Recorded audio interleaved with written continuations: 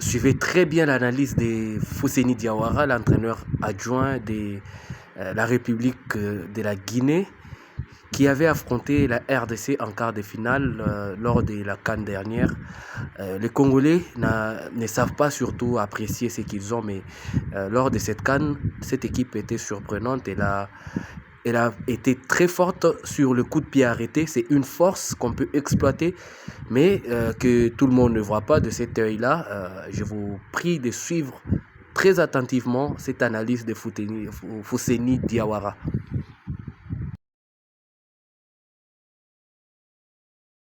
Très rapidement, pour aller dans l'ordre, il y a ce deuxième match contre la Gambie qu'on remporte 1-0. Ensuite, il y a le Sénégal. Nous, on était déjà dans la préparation du 8e de finale. On a changé 5-6 joueurs. Parce que vous êtes qualifié à 4 points. Voilà, exactement. Contre le Sénégal, qui change un joueur, je crois. C'est Lamine Camara, il me semble. Il me semble que c'est Lamine Camara qui ne joue pas. Donc nous, on était vraiment dans la préparation du 8e de finale.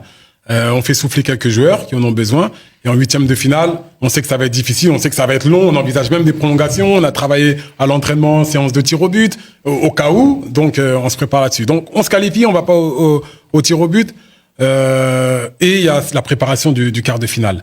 On a Abdoulaye Touré qui est blessé, on a Elex Moriba qui est blessé, on a Guirassy qui est toujours pas à 100%, on a Naby Keita qui est toujours pas à 100%, et on a quand même un effectif qui est construit pour répondre aussi à toutes ces péripéties. Donc, on s'appuie sur d'autres joueurs, mais qui ne vont pas nous apporter la même chose.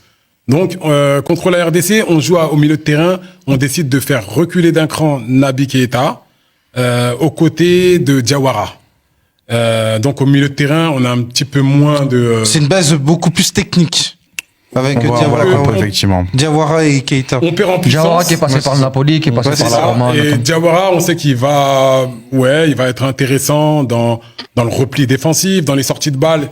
Ça va être intéressant. Il va prendre beaucoup moins de risques qu'Abdoulaye Touré et surtout d'Elex Moriba, lui qui était capable de nous faire ces interactions-là, récupérer le ballon de derrière et porter le ballon. C'est exactement ces connexions avec les attaquants.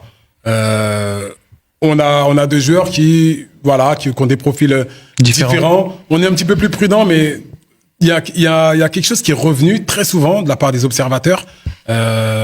C'est la forme physique de notre équipe. On nous a dit qu'on était méconnaissable, qu'on nous a pas reconnus. Et là, encore une fois, c'est pas une excuse. Et dans la mentalité guinéenne, on n'est pas servi d'excuses.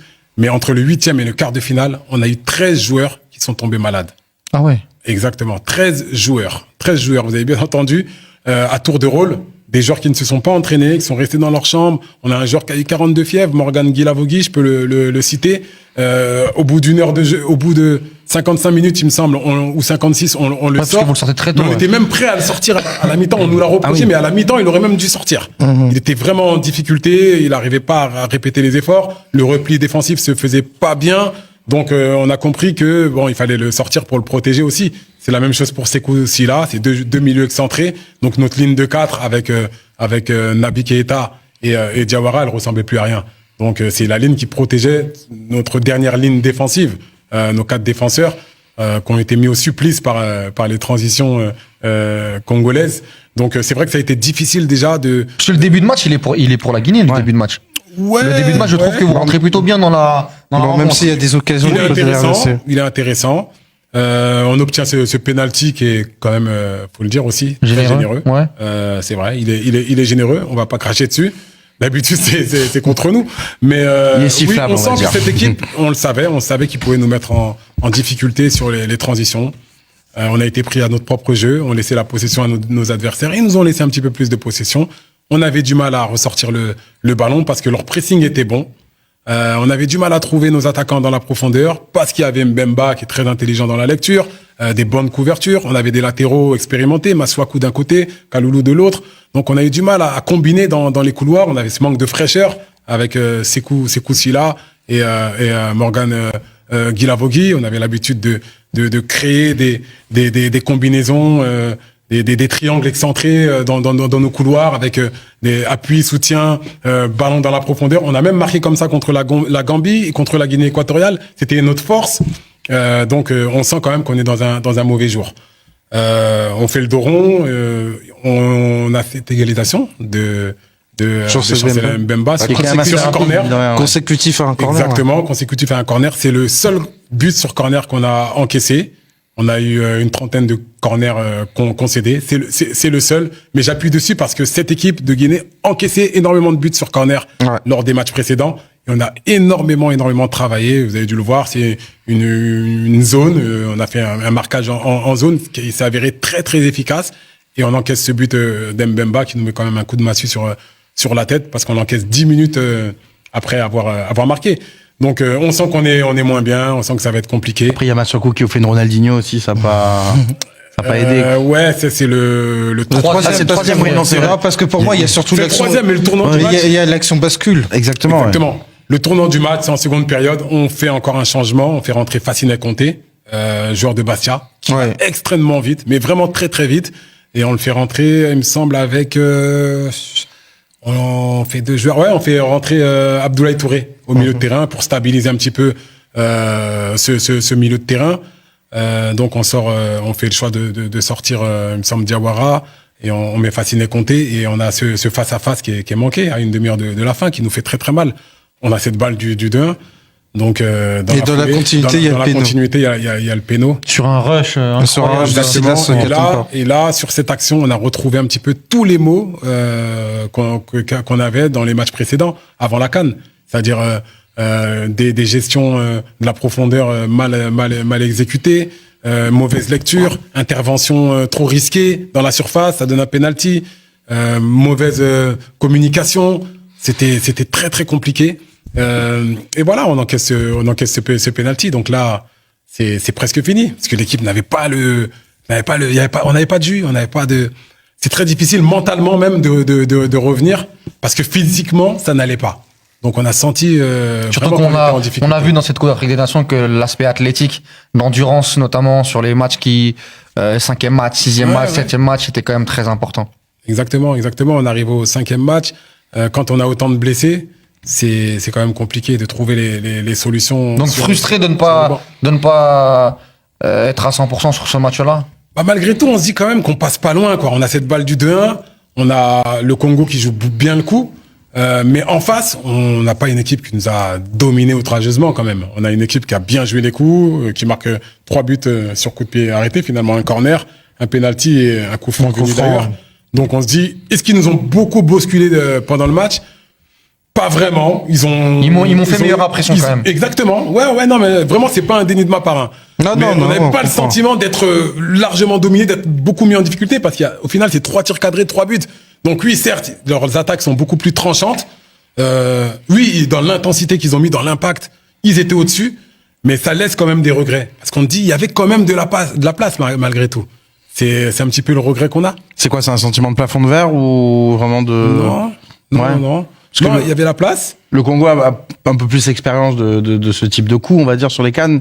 Mais c'est vrai que quand on regarde les deux équipes, on se dit qu'il y avait possibilité aussi pour la Guinée d'aller jouer cette demi-finale. Il y avait cette possibilité, mais avec tout ce qu'on a vécu le match, vu le contenu de match qu'on fait, on se dit on pouvait pas faire plus. Donc là, tu te dis à la fin du match, non, les regrets, faut les mettre de côté, lever la tête. Soyez fiers du parcours que vous avez fait. La CAN arrive, la prochaine CAN arrive dans 1 an et demi, et c'est maintenant qu'on la prépare. Quand je dis maintenant, c'est demain, dès demain. Il y a les éliminatoires qui vont arriver au mois de juin. Il y a une fenêtre internationale au mois de mars. Il va falloir capitaliser sur tout ce qu'on a bien fait, et tirer des enseignements aussi sur ce qu'on peut améliorer. C'est comme ça qu'on travaille dans un staff. C'est comme ça qu'on se projette. Il faut voir comment on peut améliorer cette équipe. Ça, c'est le travail de fond que met en place Kaba Diawara depuis plusieurs années avec le team manager. Et puis voilà, réfléchir comment on peut relancer la machine. La suite se fera avec les deux Diawara. Ça dépend. Honnêtement, l'objectif c'était le quart de finale, donc Kaba Diawara l'a rempli. Donc normalement, il y a pas de raison pour que ça ne continue pas. Il y a pas de raison. Il y a pas de raison pour que ça continue pas. Ça dépend de Kaba, ses envies, les objectifs qu'il a envie de fixer, les objectifs que la fédération va fixer, et surtout les moyens qu'ils vont mettre pour pouvoir atteindre les objectifs, parce qu'il faut des moyens pour se déplacer, des moyens pour s'organiser, pour se loger, pour recevoir aussi en Guinée de nouveau, puisque ça fait plus de 2 ans que la Guinée joue au Maroc. Ouais. Le public a envie de revoir, bien sûr, son équipe, le Sili national, ses joueurs. Ils ont démontré tout l'amour qu'ils avaient pour les joueurs, bien sûr, qui composent cette sélection. Oui, parce que le retour était triomphant, on en reparlera. On peut en parler. On peut en parler tout de suite. Même d'ailleurs, vous avez été très très très bien accueillis. Il faut nous décrire les scènes en l'occurrence. Non, mais c'est parti surtout à la remise du drapeau avec le chef de l'État qui tout simplement avait demandé aux joueurs, au staff, de revenir avec le drapeau, quelle que soit l'issue de cette CAN. Donc voilà, naturellement à la fin de la CAN, on s'est dit on va rentrer. Et il me semble qu'il y a eu un appel de la fédération pour au peuple guinéen, demander d'aller accueillir les joueurs et l'ensemble de la délégation à l'aéroport. Et puis ça a été un accueil triomphal, on peut dire ça, puisque de l'aéroport au palais présidentiel, un trajet qu'on peut faire en 20 minutes, on l'a fait en 4 heures. Ah ouais. Donc voilà. Sur Waze, ça fout le bordel. Énorme. Non, mais vraiment l'accueil a été exceptionnel. Je pense que les Guinéens, le peuple guinéen, le public sportif guinéen est fier du visage qu'a montré le Sili national. Tout n'a pas été parfait, bien sûr, mais dans l'envie, dans la détermination, dans toutes ces choses-là, j'ai envie de dire, ils ont été satisfaits de l'image qu'a montré le Sili national. C'est avant tout ça. Quand on représente un drapeau, on doit se battre, on doit aller à la guerre. Et quand on voit surtout toutes les équipes qui sont passées à la trappe, je pense que le public aussi a dû se dire, c'est pas mal quand même d'aller du coup, ça dans le top 8. Du coup, ça donne beaucoup plus de motivation parce que là, on a des échéances très rapprochées, à savoir les éliminatoires pour le Maroc et la Coupe du Monde 2026 sur le continent nord-américain. Donc là, on a envie de s'inscrire dans la durée quand on est coach adjoint avec Kaba Diawara. Oui, il y a beaucoup de choses qui m'ont plu, pour être honnête. Voilà, beaucoup de choses. Je pense qu'il y a un groupe de joueurs de qualité. Il y a encore, bien sûr, des choses à améliorer, mais la mentalité est bonne. Pour moi, l'adaptation a été très facile. Très, très facile, même avec des joueurs qui m'ont bien accueilli. Ça a été très facile de travailler avec eux parce qu'ils sont réceptifs, ils sont demandeurs, ils ont envie d'être accompagnés. Et avec ma petite expérience, et moi je suis venu vraiment en toute humilité, j'avais une expérience que j'ai eue en tant que joueur, mais aussi avec les 2 CAN que j'ai pu faire avec le Mali, m'a permis tout simplement de proposer des choses qui ont plu, et des choses sur lesquelles on peut peut-être s'appuyer pour le futur. Après, il